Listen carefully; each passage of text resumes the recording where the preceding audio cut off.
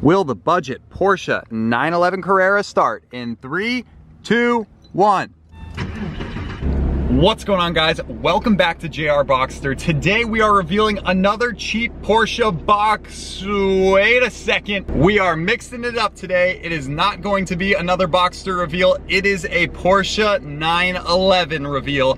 A very, very cheap Porsche 911 at that. Once again, we bought this thing from auction, sight unseen, with unknown mileage. It did not start or run when it was at the auction, and that's the goal of today's video, is to hopefully get another smoking deal on a cheap Porsche that we can get running for little to nothing and have another home run on our hands. So we're going from one cheap Porsche to another. Christian just got it off the transporter truck. So let's teleport over to the garage and check it out for the first time. And there she is, the cheap 996 911.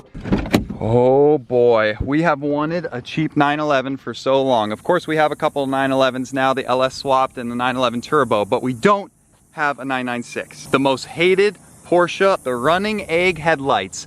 See this? It kind of looks like a cracked egg. Anyway, this car gets so much hate and we think it's unwarranted. I'm really surprised this isn't our first Porsche 911. This is usually the first entry point to 911 ownership with a car that's sub $10,000, but instead we have very, very expensive 911s. Good to finally check this one off the list. You know, you got to catch them all when it comes to cheap Porsches. 10 grand?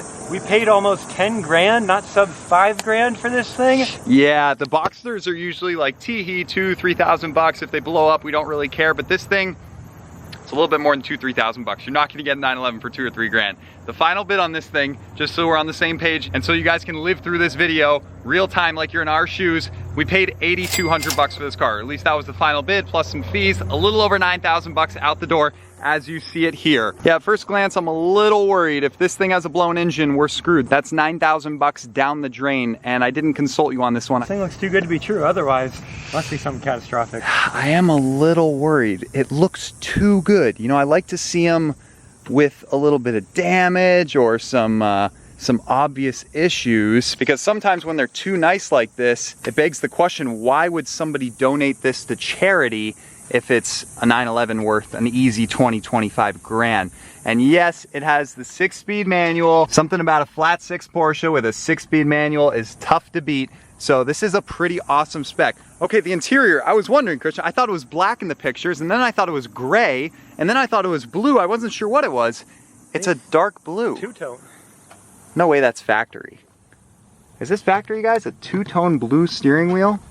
Looks like someone stitched that on. I'm not exactly sure. Okay, let's sit in, see how comfy the seats are. Ooh, those are super supple and squishy. Sometimes these are like hard as a rock. Wow, it actually looks really good. I'm a little worried. This is like too nice. But once again, the thing that attracted me. Heck, it's got wheel locks.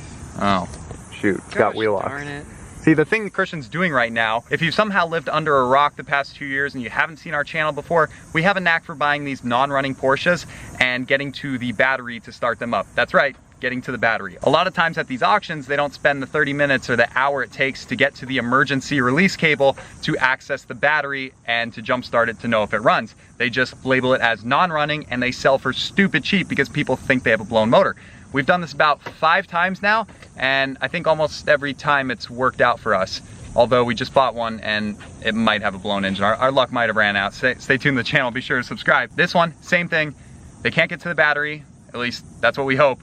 And the key, obviously, does nothing. It's completely dead. So we're hoping that through our trick, we can get to the front battery, jump start it, and have a perfectly good Porsche for the price of a 2005 Honda Civic, or at least that's the goal. Also, we don't know how many miles are on it. It could have 300,000 miles, it could have 30,000 miles. We're about to find out if this works. Now, you all might remember the 1999 Arena Red Boxster. I was able to reach the pull cable and pull it to open the trunk, because the early cars, they don't have electronic releases like the late cars. Again, the late electronic releases are absolutely stupid. Terrible design by Porsche, but hey, it's worked out for us. We've been able to get like 4 cheap Boxsters using this trick. But anyway, on the early cars, it's not electric, it's manual, which, as you remember on the Red Boxster, to get to the front trunk, there's this cable that we reach and we pull. So we're about to see if it's the same on a 911. I'm not actually sure, but we're gonna see if this works. Those don't look factory. What's that? Oh, Bilstein, there, 2016, so it's got new shocks, that's good. Okay, they said at least this is the case on the Boxster, if you reach up here, oh, is that it? No way, no way. Okay, here we go. I feel a cord. I don't know if it's the cord, but let's try to pop it. Oh! Wow. Ha! Just like that. This one simple trick that takes 45 seconds is all you need to get to the battery on these early cars with the early releases. My favorite ones. Did that just do it? No way. They're gonna think we're staging all these videos saying that we're paid off by the auctions to buy these cars, and that look, we get to the battery within just like 1 minute and we get them fired up. The only reason we're filming this video and trying to do all this before our flight in an hour and a half is because of that. It's so simple to do, and at least I can know and have the peace of mind so that when we're gone for a week, we know if this car is gonna be a score or not. Oh, 722, that's a fairly new battery. Why would somebody go replacing the battery all to donate it in less than a year? And why did it die that fast? Tires are new too. Only a year and a half old on the tires? Okay, now I know this would be a great thing for a lot of people. New tires, new battery, great looking car, no obvious issues. But again, for us and a donated vehicle, that's a little bit of a worry, because if it's so perfect, why would they get rid of it? Well, of course, perhaps if the engine is blown and it's worthless at this point. Ugh, dirty as crap. What the heck? Was this thing like under a paint booth or something? What's all this like dust, paint looking stuff? It's always fun exploring around these cars. Oh my gosh, that is so clean. Whoever owned this thing was such an enthusiast. These headlights, I already know, are gonna clean up so nice. And I know we're talking at 1,000,000 miles an hour, and it's because we're always excited in these videos. We're bringing these videos to you guys real time. None of this is staged, none of this is scripted. This thing just arrived off the truck literally 10 minutes ago. We bought it for dirt cheap, and we have the potential to make a killing on this thing. That's what gets us excited. Yeah, sure, we have a lot of money in the bank, we have a lot of cars, and why do we care about these old Porsches? We don't care the value of the cars. The fact that we can go on this hunt and try to find hidden value and make a killing on these flips is what really gets us going. So we're mad excited about it, and we have a flight to catch, like I said, in now like 1 hour. So yeah, we got to go really quick. So that's why we're talking 1,000,000 miles per hour, and we're kind of just going through this quick. So this is the process. And also, you guys have seen us do this like 4 or 5 times now, but never on a 911. I see some oil. Yeah, perfectly full. It's perfectly clear too. Yeah. This is too good to be true. Perfectly clear oil, owned by an enthusiast. What are these stickers, guys? Pasha, Ibiza, and Mar del Plata, Ruta. Was that Argentina? Let's give it some power. Okay, it has oil in it. You guys always get triggered when we start these cars without checking the oil. So there you go. It's got a dipstick, thank goodness, not like the stupid 987s and stuff, which don't give you a dipstick. So another reason I felt super safe buying it, well, I don't feel super safe at all, but the reason I felt safer buying this car is because it's an early 986. Now you might hate on him because, so while I understand that this Porsche 911 makes only 296 horsepower, not even 300 horsepower in a modern day 911. I know, not great, not a lot of power, but believe me, you don't need that much power to have fun, and this car is a heck of a lot of fun. Then again, I don't know if it's a lot of fun because I've never driven one, so I better not comment on that. But I've heard that they're great cars to own and drive despite not having a ton of horsepower. Now, the early cars, 296, the later ones, yep, over 300. They bumped up the power, they bumped up the displacement, but this is the factory 3.4 liter motor on the early cars, which, yes, because this is a 1999, it has the dual row IMS. Let's go! Everybody complains about IMS issues on these cars. All that concern was primarily triggered from the small single row IMS. That's the most problematic one. I think the failure rate is something like 6-7%. The failure rate on the dual row and the later single large IMS is, I think, under 1%. So it's not that big of a deal. I don't care at all. Maybe if you're in there doing a clutch job or a rear main seal, sure, change out the IMS, but don't go ripping your car apart just to replace it when the failure rate's so low. So this is one of the early ones. This one also has a throttle cable instead of throttle by wire, and it also has something to do with the timing chains, or the cams are slightly different. I don't know, there's a host of reasons that I think the early cars are way better, and they tend to go for less money. So, and Christian's running to get some jumper cables because this battery pack doesn't go from 0. This thing's completely dead, so as a safety precaution, they don't allow you to like give power to a battery that's showing 0 power. So we're gonna go jump it and then throw the jump starter on, and then hopefully it's got enough power to run. Man, this car is so clean. Oh, there are the floor mats. Jeez, I was like, man, someone stole the floor mats, but they're right here. 1, 2. Okay, only 2. We're missing the rears. Wow, look at that. They're blue floor mats. That's so cool. It's a very dark blue interior. I know it kind of looks black on video, but I promise it's blue. Really cool looking spec. White with blue interior. Oh my goodness. Speaking of spec, there's a really rare option with these cars. With these wheels, the larger 18-inch turbo twists, they might be the hollow spoke wheels. If they're hollow spoke wheels, I'll put on some pictures. They're worth like $3,000, $4,000. They're the lightest weight 18-inch wheel I think Porsche ever made, and this one has the turbo twists. But there were 2 kinds of turbo twists made: the lightweight hollow spokes and the normal weight, heavyweight turbo twist. So there's 2 ways to tell: through the option sticker code, which I thought normally went here. Okay, I guess not. Where are the options? Where's the options listed on 996? There's a sticker somewhere. Is it on the back? The Boxers, it's up front. Oh, darn, it's not back here either. Okay, well, and I'll have to go through the second method to tell. The option I think is like 507 or 407. That tells you hollow spoke. The other way is to feel the back of the spokes, and if they're smooth, it means they're hollow spokes. If they have like ridges and bumps, it means they're normal. So here we go. This is make or break, either $4,000 wheels or $400 wheels.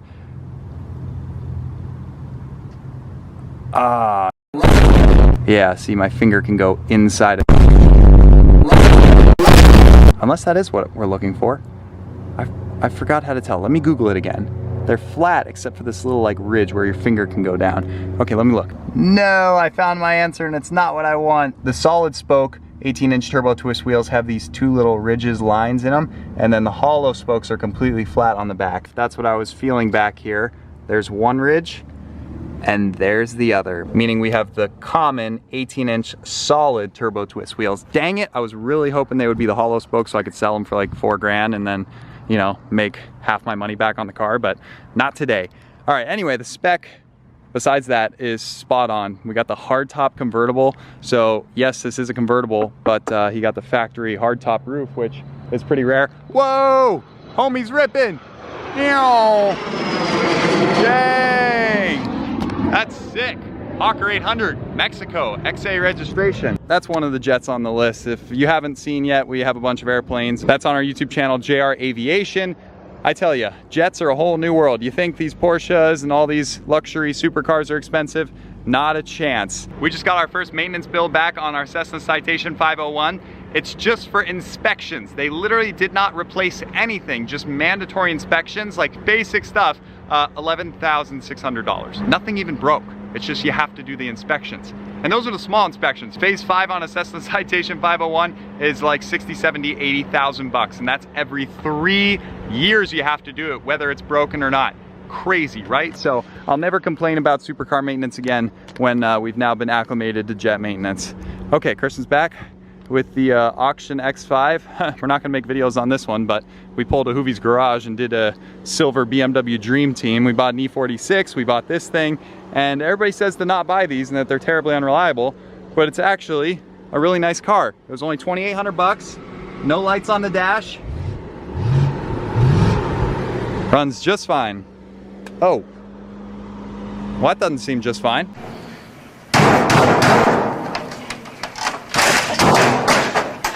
What? Out with the old.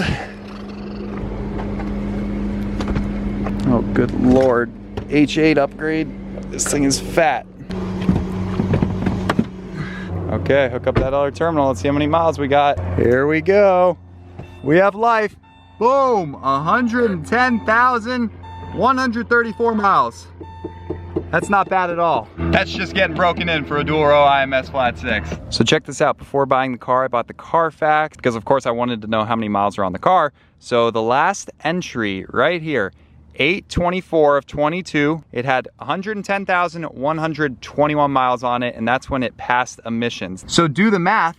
This car has only been driven 13 miles since it passed emissions. 13 miles, Christian. Jeez. What? 13 miles since a new battery and 13 miles since new tires. What the heck? So that means they took it from the emissions testing facility back home and parked it and never drove it again. So either something catastrophic happened to the car or to the owner.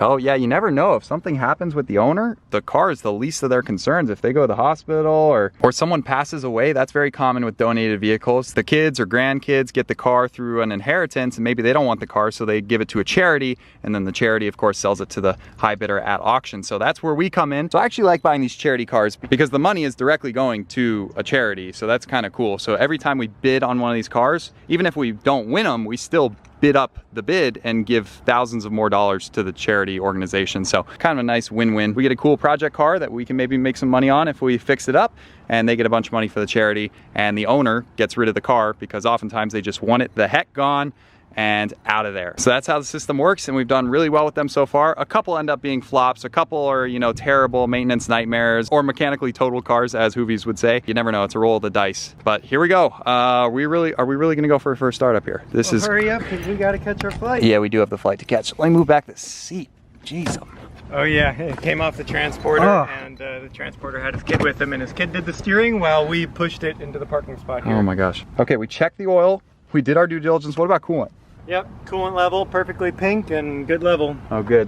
Pink is the stuff to use in Porsches. Okay, so we got coolant, we got oil. Is this really about to start? What do? Do I like prime it a few times, get the fuel up? Do I crank it and stop? Yeah, fuel, indeed empty. Oh, so that means it's got at least 1-year-old gas, but most likely even longer, which isn't great, but should still be good enough to run. Oh gosh.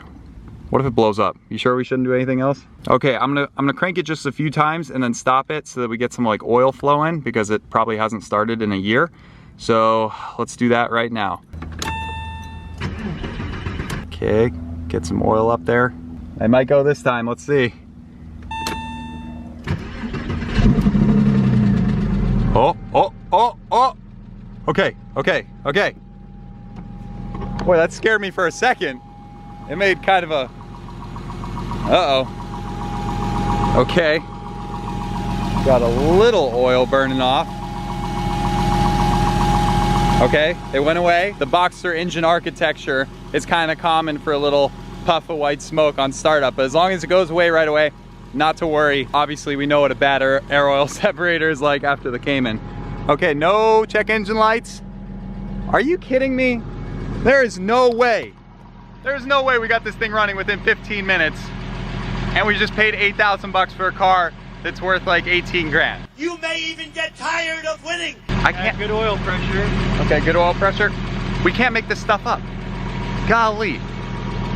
Again, I know we have to make some sort of like a private Discord chat. I've kind of expressed wanting to do that, where we put some of our like best auction tips and tricks, and we answer some of you guys' questions about Copart and all these salvage auctions and how to like navigate them and find good cars. That's still on the to-do list. It's just hard to set aside time to do something like that, but we definitely want to, because everybody DMs us, I want to buy these cars, but I don't know where to start. And I get it, it's super tricky. It's hard to understand everything. We'd be happy to help you guys, so we're working on it. Because right off the bat, this seems like another steal. Why are you putting the tow hook in? Well, it was sitting in the cabin as if it had to be used frequently. But the fact that that was out, meaning they maybe used it. Yeah. It's not that hard to get to the battery. Why does nobody know? All right, so it's got a little bit of a tapping noise, just barely. But that'll probably smooth out as we run some fuel cleaners through it and such. So if we lock and unlock it, that should free it up. Yep, bingo, now we got it. So now we can close that without worry, because we need to head gas. All right, it moves too. You know, that's one thing. If it starts but needs a clutch, that would be very expensive, but look at that, moves as well. Heck yeah. First shift. Yep. Who in the heck would get this thing past emissions, current registration, and then just park it for a year? Oh my goodness. Wow. So far so good. We're just getting some fuel cleaners right now, and then we're gonna go get some fresh gas, but it is looking good. Oh, also it says window washer fluid low. Okay, will the headlight washer light be out? Bingo! All right, let's go get some gas. Last light on is the spoiler, so what if we put the spoiler up? There we go. Now it's up. What do you guys think? Spoiler up or down? Probably down. That looks a little funky. Dang, nice Audi R8 in front of me.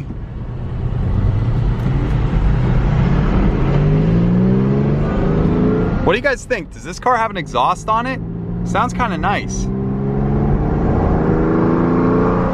I can't tell. I've never, you know, driven a naturally aspirated 911 that's not a 6.2 liter V8, but something about this sounds a little better than stock. All right, brakes feel good.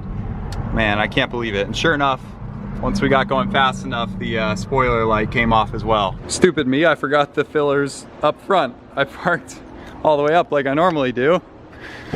And now I'm far too up. Scooch it back. Okay, light car despite being a convertible. Just kidding, it only adds a couple 100 pounds. Not that big of a deal. Oh my gosh, $489, but have no worries. Get Upside's got us. If you guys don't have the Get Upside app, gives you free cash back anytime you get gas. So if you want an additional 20 cents off per gallon on your first fill up, then be sure to use our link down below. Yeah, I kid you not. It's literally free money, no catch, save every time you fill up. All right, back on the road. What do you guys think about the headlights? Are they really that bad? I honestly don't mind them that much. I mean, sure, the 996 Turbo and the Carrera 4S headlights look way better on like the facelift version. I don't really mind them, especially the taillights. Granted, these are the 997.2 rear taillights. I do like these ones much more than the .1 lights. I'll put in a picture, but overall, I mean, I get it. It's not the most cool 911 out there, and it'll forever be the redheaded stepchild, but hey, it makes the right noises. It feels great while you drive it. Sure, the interior's a little bit dated. This one's actually got some nice modern head unit and some USB plugs here. That's really cool, actually. But sure, it's from 1999, people. It's 25 years old. Give it a break. The oil's still full. Oh, the heck? All right, it went down. Now that the oil circulated through it, it's right in the middle where it should be. Perfect. Might not even have to do an oil change on this thing. Fires right up. That's got to have an exhaust on it.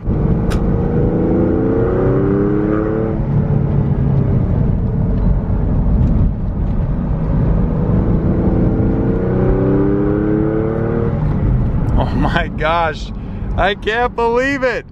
This thing was a non-running hunk of junk from auction 20 minutes ago, and now we're ripping through the gears. Not full throttle because, yeah, we gotta check the life of the oil and all that stuff, but I'm just checking everything out.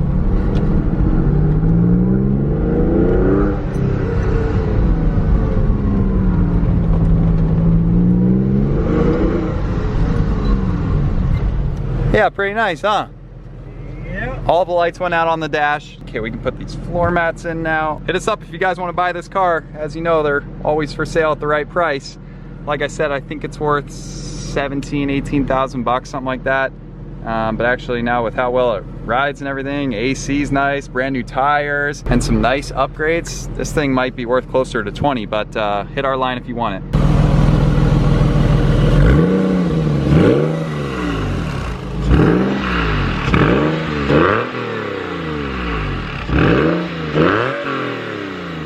That ain't stock, or is it? I don't know. I don't think so. What do you guys think? Comment down below. No smoke? Nope.